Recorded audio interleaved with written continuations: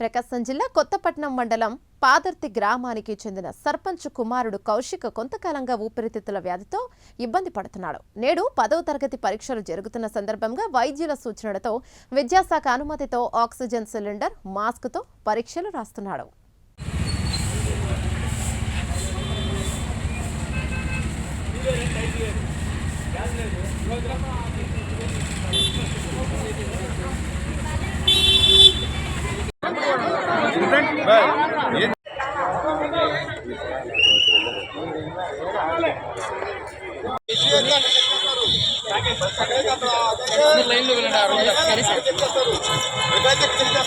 అక్కడికి చెక్ చేసుకొని మీరు